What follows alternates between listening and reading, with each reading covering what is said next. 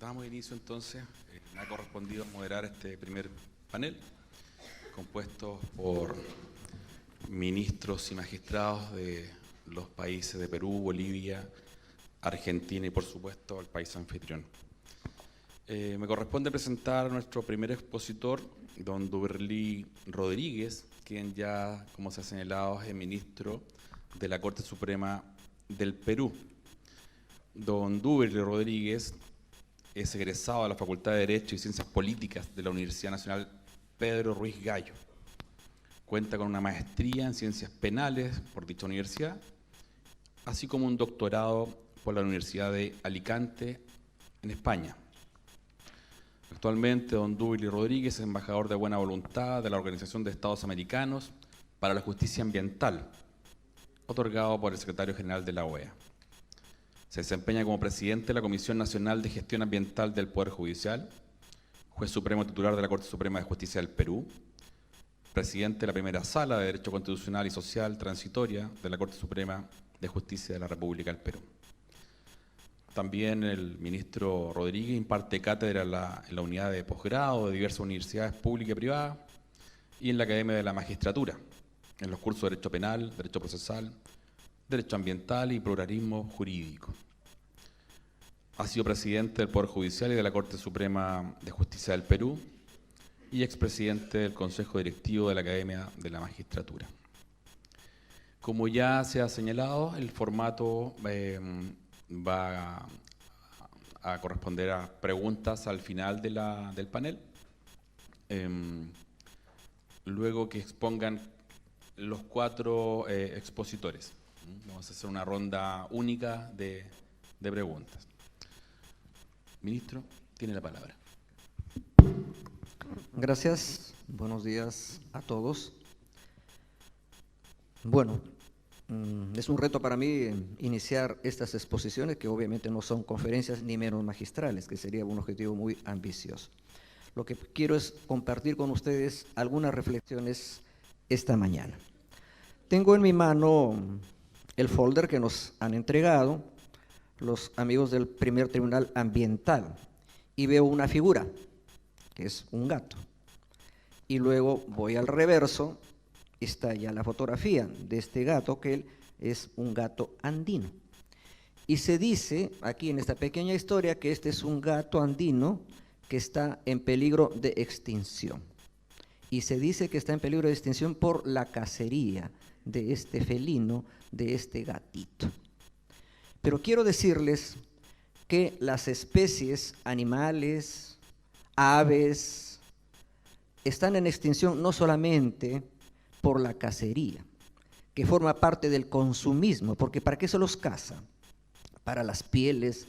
Yo no sé si en Europa quedarán bisones, quedarán armiños, o si quedarán zorros árticos, porque se los cazaba para producir pieles muy costosísimas y satisfacer la vanidad de los millonarios.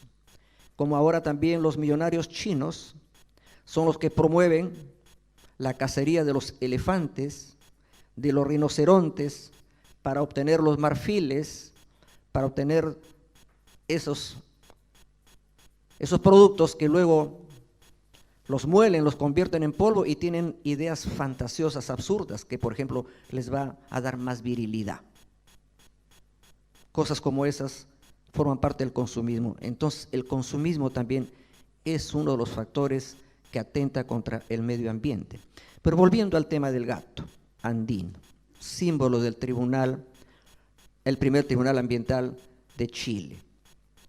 Está en extinción no solamente porque lo cazan, está en extinción porque lo están arrinconando, porque lo están dejando sin territorio, lo están dejando sin su casa, nosotros lo llamamos sin su hábitat. ¿Por qué? Porque con el ganar más tierras para el cultivo, para la ganadería, lo que fuera, para la minería, ya no tienen espacio donde vivir, donde correr, donde estar libremente. Entonces ese es un tema que nos debe preocupar, que hay que defender el hábitat de nuestras especies, así como defendemos también el hábitat del propio ser humano. Pues bien, empezaré con una pregunta: ¿por qué nos interesa el Estado de Derecho ambiental? El Estado de Derecho ambiental está asociado a un problema de la humanidad que tenemos, que es el cambio climático. Miren, años atrás, entre los problemas que afrontaba la humanidad, decíamos que el principal problema era el hambre. Pero ahora de repente ya no es el hambre, de repente más bien es la obesidad. Y el producto de la obesidad pues es la diabetes, que es una de las causas más grandes para las muertes en el mundo. Podríamos decir que uno de los problemas más grandes es el desempleo. Podemos decir que uno de los problemas más grandes es la corrupción, que golpea a nuestras naciones. Podemos decir que uno de los problemas más grandes es el terrorismo. Pero yo coincido con un escritor peruano, Tomás Unger, que dice que el problema más grande que afronta la humanidad es el cambio climático.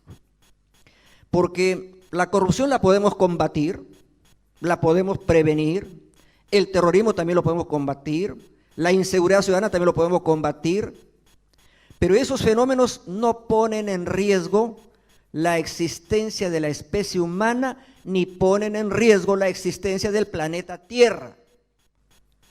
Pero hay una cosa que sí lo pone en riesgo, que pone en riesgo nuestra propia existencia como especie y que pone en riesgo la propia existencia de la Tierra. ¿Cuál es ese riesgo? El cambio climático. Entonces yo puedo decir que el principal problema del mundo es el cambio climático, el calentamiento global. Si no tomamos conciencia de este tema macro, nos quedamos en cosas muy pequeñas. Está bien el tema de los residuos, del reciclaje, está bien anular ya el uso del plástico, todo eso está muy bien.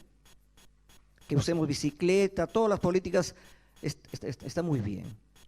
Pero si no tenemos una visión panorámica, podemos estar viendo las ramas, pero no estamos viendo el bosque. Por eso nos interesa el Estado de Derecho ambiental, porque este concepto Estado de Derecho, que un Estado se rige por el derecho para gobernarse, y ahí está la clásica división de poderes, los tres poderes, pero que se desarrollan en base a la ley, en base al derecho. Luego se avanzó al Estado social, de bienestar, luego al Estado constitucional, de derecho, y ahora se habla de Estado de Derecho ambiental. ¿Por qué? Porque tiene que ver con nuestra salud, con nuestro bienestar como personas y contra el bienestar de nuestra madre tierra. ¿Qué problemas tenemos que afectan la salud de nuestro planeta? Nuestro planeta, como nosotros, se puede enfermar, y como nosotros también se puede morir, pero también nosotros tenemos la oportunidad de curarlo y de salvarlo a nuestro planeta. Uno de los problemas principales que tenemos es el tema de la contaminación, y que muchas veces está relacionado con el crecimiento poblacional. Miren que tenemos ahorita 7.200 millones de habitantes más o menos, y el país más poblado de la Tierra ahora es China. Segundo es la India y tercero es Estados Unidos. Pero de aquí a unos 20 años, las proyecciones dicen que el país más poblado de la Tierra va a ser la India. China va a quedar en segundo lugar y Estados Unidos va a continuar en el tercer lugar. Pero con el crecimiento de la población también se generan más condiciones de contaminación, y sobre todo cuando la población no está educada para respetar el tema del medio ambiente. En América, la exposición a estos contaminantes causa 93.000 muertes en los países de bajos ingresos, que son los más pobres, obviamente, diríamos pues Haití, no sé, y 44.000 muertos en países de altos ingresos que tienen una suerte de solvencia económica. Entiendo que Chile podrá estar ahí, porque está considerado como el país más rico de América Latina.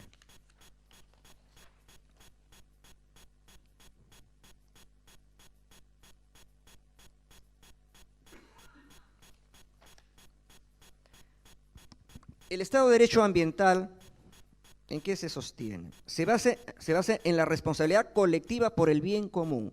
No es una cuestión de ideologías. Yo creo que lo que más nos podría unir en el mundo, como decían nuestros amigos que empezaron esta reunión, es el tema de la defensa del medio ambiente, de nuestra tierra. Porque en política nos podemos dividir para ver quién es presidente, quién es ministro, quién es senador, quién es congresista, etcétera. Pero en el tema del derecho ambiental es una responsabilidad colectiva. Incluso, por ejemplo, las iglesias. Puede ser la Iglesia Católica, con el Papa Francisco, que ha escrito una encíclica sobre el tema ambiental. Puede ser la Iglesia Anglicana, puede ser, no sé, los budistas, los islamistas, pero todos ellos ahora ya están con el lenguaje ambiental. ¿Qué significa? Que el tema ambiental es algo que une, no es algo que divide, y eso creo que es una buena noticia para quienes estamos trabajando en este tema. También tenemos obviamente objetivos, tenemos por ejemplo la Agenda 2030 para el desarrollo sostenible. La palabra desarrollo sostenible es una palabra que podría ser una etiqueta, pero ¿qué cosa es desarrollo y sostenible? Podría ser una cosa como, digamos, que se contradice, que es como excluyente. Porque muchos dicen, tiene que haber desarrollo a toda costa. Y ese desarrollo a toda costa puede ser, por ejemplo, afectando el medio ambiente. Como otros en el otro extremo podrían decir que no haya nada de desarrollo y que todo solamente sea defensa del medio ambiente. Tiene que haber un equilibrio, un desarrollo sostenible y sobre todo con el principio de la equidad y de la solidaridad intergeneracional. Que el bienestar de nuestras generaciones presentes no afecte el bienestar de las generaciones futuras porque son nuestros hijos, son nuestros nietos, son nuestros bisnietos. ¿Qué les dejamos a ellos de herencia? Para todos es normal, por ejemplo, padres de familia como yo, como la mayoría de ustedes. Queremos darles buena educación a nuestros hijos, que sería la principal herencia, pero también queremos dejarles bienes, una casa, un departamento, un carro, un seguro de vida, para que vivan tranquilos. Y nos hemos puesto a pensar en un seguro ambiental. ¿Qué les vamos a dejar de herencia a nuestros familiares? En eso también tenemos que pensar. Derechos ambientales constitucionales, al menos desde el punto de vista del Perú. Principio mínimo existencial ecológico. Protección de la función ecológica de la propiedad dentro de los derechos de propiedad. Principio indubio pro natura. Protección de la función ecológica de la propiedad. Con una visión civilista, privatista, bueno, un derecho humano es el derecho a la propiedad. En una escala de valores, el principal derecho es el derecho a la vida. El segundo es el derecho a la libertad. El tercero, el derecho a la propiedad, el disfrute de la propiedad. Pero este derecho de la propiedad no puede ser absoluto si es que no tiene una función ambiental. Es decir, propiedad con función ambiental. La propiedad se supedita al interés ambiental. Un río, un lago, una playa, un mar, por más que fuera propiedad privada, no puede estar por encima de los intereses colectivos de la comunidad, función ambiental de la propiedad. Indubio pro natura. En los que sabemos algo de derecho penal decimos el indubio pro reo. Si tenemos duda respecto a la culpabilidad del reo, es preferible absolverlo y no condenarlo. Tenemos que estar seguros que es culpable para condenarlo. Si hay duda, ya no hay condena. Y también respecto a la naturaleza. Si tenemos dudas si se va a afectar o no se va a afectar la naturaleza, el medio ambiente, va a haber daño o no va a haber, principio precautorio, principio de prevención, hay que estar en favor de la naturaleza. Indubio pro natura. Y felizmente el indubio pro natura ya ha sido constitucionalizado, por lo que yo sé, por lo menos en 2 constituciones de América Latina, en Ecuador y en Bolivia, y donde la tierra ya no es simplemente un objeto, la tierra es sujeto de derechos. sujeto de derechos, como lo somos los seres humanos. Para avanzar en la lucha por la defensa del medio ambiente tenemos que hacer alianzas. Estamos hablando del Cincosur, que es un eje de integración de esta zona, incluso que no hablamos solamente de países, he visto que se hablan de ciudades, ¿ah? He visto que está Tacna, que está no sé qué ciudades, entonces es una cosa un poco mucho más práctica, ¿no? Entonces necesitamos obviamente fortalecer alianzas con organizaciones internacionales. Bueno, a nivel de América tenemos la Organización de Estados Americanos y a nivel mundial tenemos las Naciones Unidas, que tienen responsabilidad en el tema ambiental. Por esas razones que con una generosidad que yo, digamos, agradezco mucho, la OEA me ha designado embajador de buena voluntad para la justicia ambiental, y a otros jueces también de América, creo que al ministro de la Corte Suprema de Chile, ¿cómo se llama? A don Sergio Munoz, también él es embajador de buena voluntad de la OEA, como lo es también nuestro amigo Lorenzetti, de Argentina, que, digamos, estuvo de presidente de la Corte Suprema de Argentina. Bueno, en el Perú, en el Poder Judicial, en el Ministerio Público, tenemos un trabajo ya bastante fuerte en tema ambiental.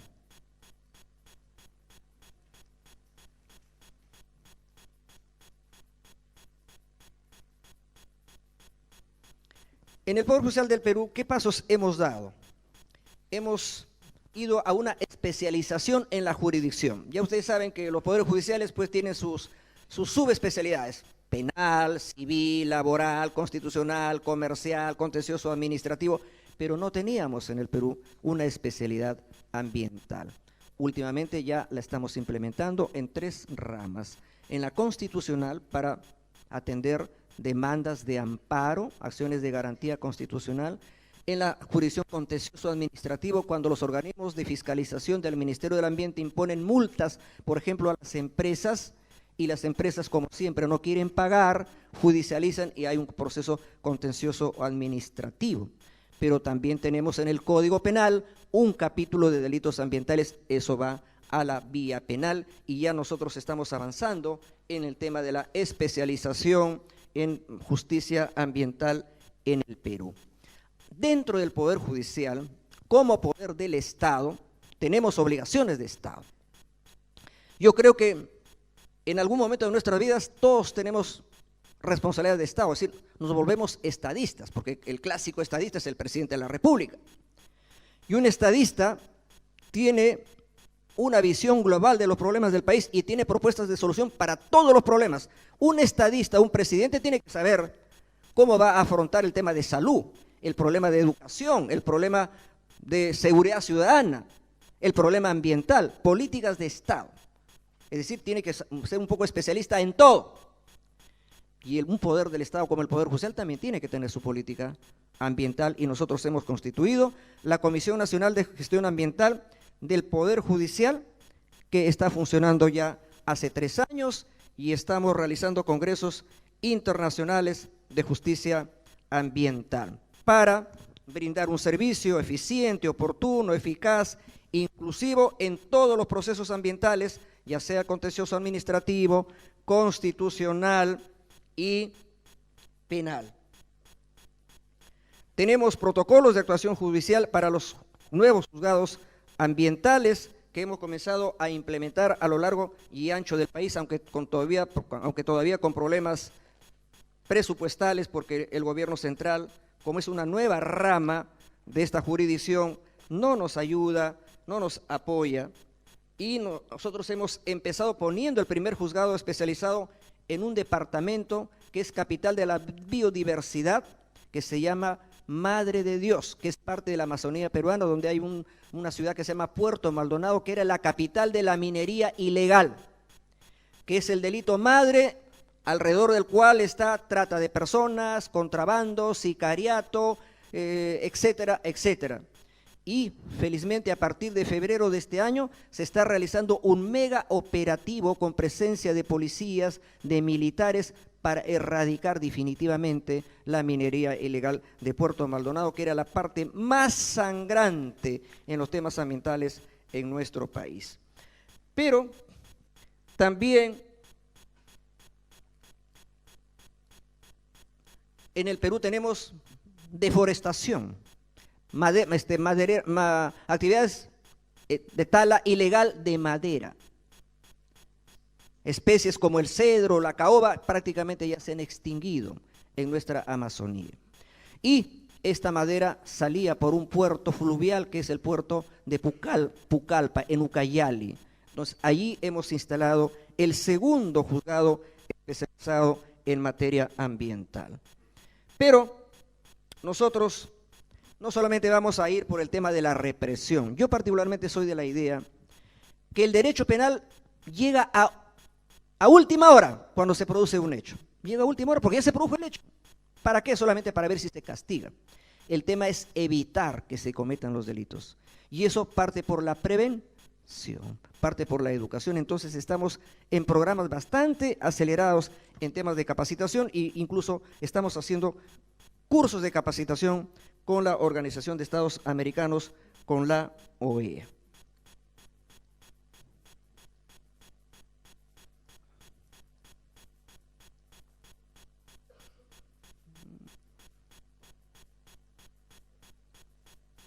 También ya hemos realizado, como les decía, congresos internacionales. El primer Congreso Internacional de Justicia Ambiental, el año 2017, lo realizamos en Puerto Maldonado, en Madre de Dios. Luego, el año pasado, hemos desarrollado el segundo Congreso Internacional de Justicia Ambiental en Pucallpa, y este año, el 5 y 6 de septiembre, vamos a realizar el tercer Congreso de Justicia Internacional Ambiental en la Amazonía, en un departamento que se llama San Martín.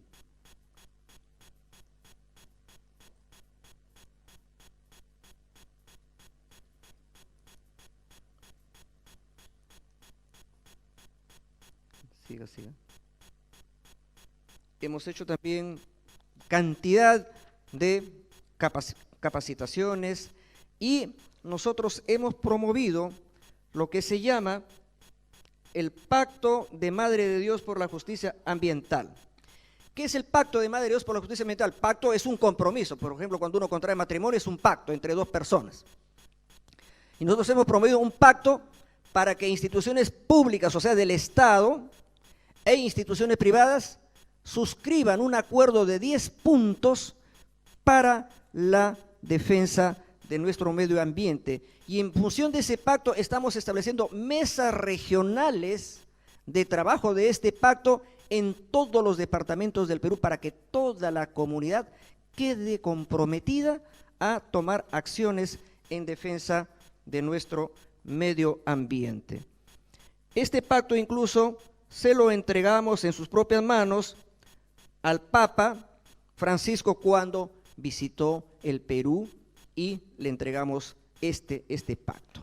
¿Qué más hemos hecho? Hemos avanzado en dar acceso a la información en materia ambiental. Hemos implementado un observatorio ambiental que registra la cantidad de procesos judiciales que hay en materia ambiental y jurisprudencia, noticias, todo lo que pudiéramos tener en relación a este pacto. Y las mesas de trabajo, ya les comenté, las hemos desarrollado en muchos departamentos de nuestro país. También dentro de nuestra propia casa, en el Poder Judicial. En Lima, nuestro amigo ya sabe que existe un palacio muy grande, que parece europeo, porque es una copia del Palacio de Justicia de Bruselas, de Bélgica. Es un palacio muy grande, de 10.000 metros cuadrados, una manzana completa. Es un palacio muy grande. Pero nadie conocía el techo, la azotea. Resulta que como ocurre en algunos locales judiciales, por ejemplo en materia penal se decomisan objetos que han sido robados. bicicletas, llantas, radios, televisores. ¿Y dónde se los guardaba? En el techo. ¿Y en qué se había convertido? En un basurero. Cuando yo me atreví a subir al techo, me deprimí, porque era todo basura y formaba parte de los techos de Lima, que lo digo con cierta vergüenza. Lima creo que tiene los techos más feos del mundo. Porque si ustedes se van a Europa, a otros países, los techos son a dos aguas, son de colores, son de teja y forman parte del paisaje. Pero vuelen por encima de las casas de Lima y todos son depósitos de basura. Entonces dije, este Palacio Nacional de Justicia, que es un palacio, hay que darle la categoría de palacio, cambiemos el techo y tenemos el proyecto Techo Verde como símbolo ecológico del Poder Judicial del Perú. Y ustedes ahí están viendo, ya están árboles y ahí al fondo están paneles solares. Estos paneles solares son energía limpia, son energía verde, y con estos paneles solares se prenden los focos de la presidencia de la Corte Suprema de Justicia del Perú. Entonces, en la vida real, nosotros estamos desarrollando actividades dentro del Poder Judicial para dar un mensaje de que estamos cambiando. Tenemos que cambiar desde dentro, con el ejemplo. A Daniel le acabo de mandar algunas vistas. El último domingo hemos tenido una jornada, una bicicleteada en Lima. Porque en el Perú se acaba de aprobar una ley de la promoción de movilidad sostenible usando la bicicleta. Entonces se ha establecido que el día 3 de junio es el Día Nacional de la Bicicleta. Entonces, con el Ministerio de Transportes, con el Ministerio del Ambiente, con el alcalde de Lima, con los alcaldes distritales y con la Comisión Nacional de Gestión Ambiental del Poder Judicial que yo presido, hemos hecho una bicicleteada que arrancó en el Palacio de Gobierno y terminó en un distrito que se llama Lince, más o menos unos 8 kilómetros. Bueno, puse a prueba también a ver cómo andaba de resistencia y felizmente llegué normal, digamos, después de haber recorrido 8 kilómetros en una bicicleta. Hicimos esa bicicleta. Pero ¿qué más estamos haciendo? Implementando esta ley, que de ese paso también tiene ciertos beneficios. Por ejemplo, a los empleados, a los trabajadores públicos o privados que usen la bicicleta en un curso de 60 días, de 2 meses, se les da un día de descanso como recompensa por el uso de la bicicleta. Además, se les da un horario flexible para marcar su tarjeta de llegada si es que se demoraron pues unos minutos a la hora de llegada. Además, nosotros estamos constituyendo clubes de ciclismo judicial. En cada Corte de Justicia del Perú va a existir un club de ciclismo judicial para promover el uso de la bicicleta por parte de jueces y por parte de trabajadores. Porque lo que menos contamina es caminar. Y hemos dicho que los seres humanos, nuestra especie, está programada antropológicamente para caminar 20 kilómetros diarios, porque eso fue lo que caminaron nuestros ancestros cuando estaban de cacería. Pero eso ya pasó. Y ahora, para subir un piso, usamos el ascensor. Ese es un delito ecológico. Para ir a comprar pan, nos vamos en automóvil. Ese es un delito ecológico. Debemos caminar. Y si no queremos caminar por algún motivo, bueno, por lo menos vayamos en bicicleta, pues, pero no usemos el vehículo motorizado porque contamina. Entonces vamos a implementar clubes de ciclismo judicial en todas las cortes del Perú, que son 35 cortes superiores de justicia, y además vamos a poner estacionamientos de bicicleta, porque antes ¿qué había? Garaje y estacionamiento solo de automóviles. Ahora cuando vaya mi amigo Daniel de nuevo al Perú, encontrará que a un costado del Palacio Nacional de Justicia, sede de la Corte Suprema, ya será un estacionamiento de bicicletas y verá llegar a trabajadores o a jueces en bicicleta. Esto es lo que estamos haciendo en nuestro país. Bueno, estaba leyendo rápidamente algunas noticias que me llenan de satisfacción, ya que está aquí una compañera, una colega de Argentina. La Corte Suprema de Argentina falla contra las mineras y ratifica la protección de los glaciares, en una última sentencia suscrita, entre otros, por nuestro amigo, el expresidente de la Corte de Argentina, Lorenzetti.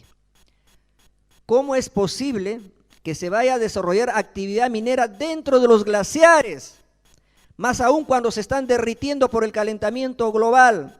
Y ustedes saben que esos son fuentes de agua para nuestros ríos, para nuestras quebradas. ¿Cómo es posible? Felizmente la Corte Suprema de Argentina ya falló en esa dirección. Pero ahí en la noticia, nuestro amigo Lorenzetti dice que en esta batalla que tenemos, en esta causa que tenemos por la defensa del medio ambiente, podemos hablar de amigos y podemos hablar de enemigos. Amigos son aquellos que defienden el medio ambiente, que defienden la tierra. Pero hay también enemigos que dicen que es una mentira lo del cambio climático. Dice que es un fenómeno natural, que cada cierto tiempo la tierra se calienta por los fenómenos naturales, por el vulcanismo, por los terremotos, por las erupciones volcánicas, y que eso es normal y que es un cuento lo del cambio climático. Claro, lo dicen así porque representan a intereses muy concretos, sobre todo los intereses de las mineras y de las petroleras, porque necesitan seguir consumiendo combustibles fósiles, petróleo, gasolina, gas, carbón, que son contaminantes y son enemigos de las energías verdes, de las energías limpias. Entonces, nosotros tenemos que practicar relaciones de amistad, alianzas estratégicas con los amigos del ambiente, con los amigos de la tierra, y tenemos que guardar cierta distancia con los enemigos del ambiente. Y lamento decirlo, y lo digo con mucho respeto, no quiero agraviar, pero lamentablemente tenemos dos enemigos del ambiente en el continente americano. Arriba en el norte, un señor presidente, ayer recordando los 75 años del desembarco en Normandía, en Francia, el famoso día D, que los amigos alemanes lo recuerdan perfectamente también. Allí ha estado el presidente del país más poderoso de la tierra con el presidente de Francia. Me parece bien que se recuerde, pero me hubiera gustado que también ese presidente dijera algo sobre el cambio climático. Y me hubiera gustado que la Casa Blanca, construida por manos negras, ahí también haya un panel solar encima de la Casa Blanca. Pero no ha sido así.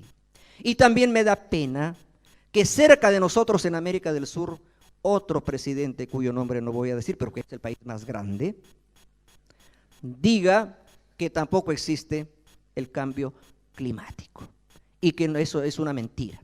Y entonces va a entregar la Amazonía a los agricultores, a los ganaderos, dice que los indígenas son ciudadanos de segunda categoría.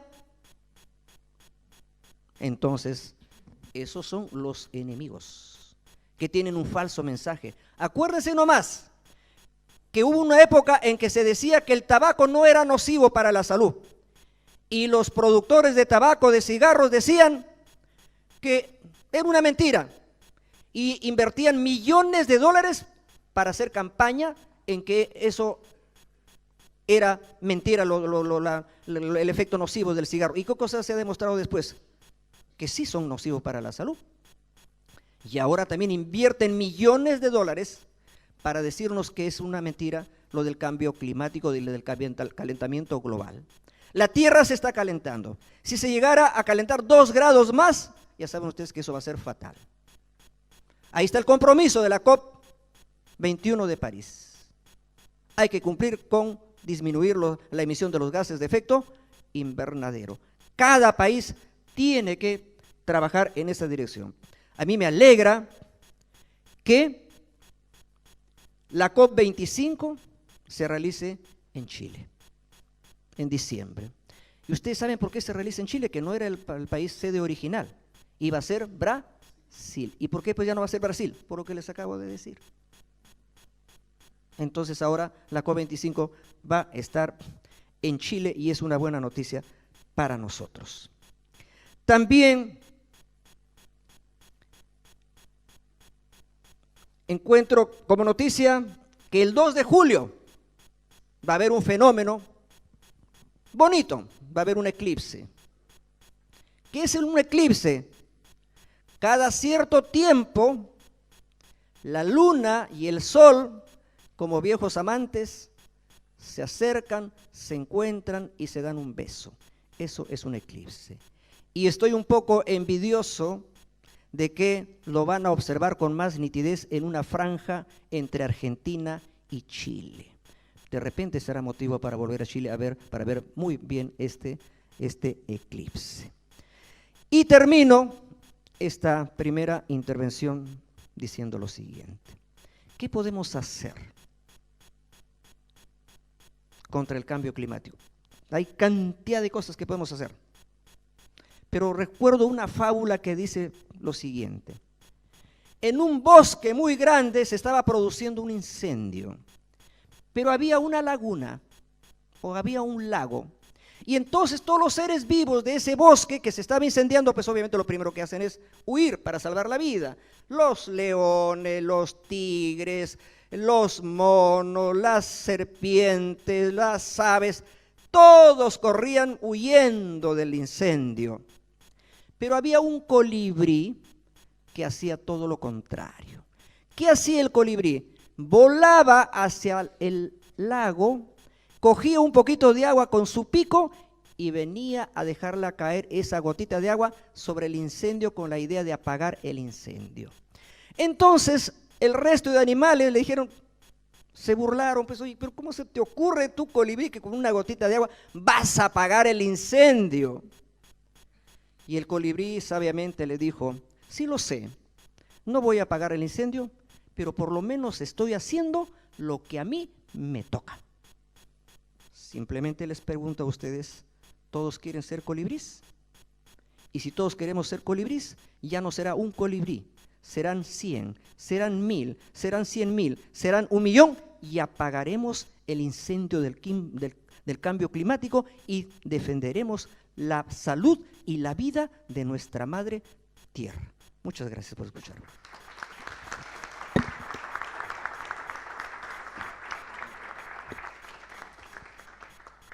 Muchas gracias, ministro Rodríguez, por sus sabias y esperanzadoras palabras.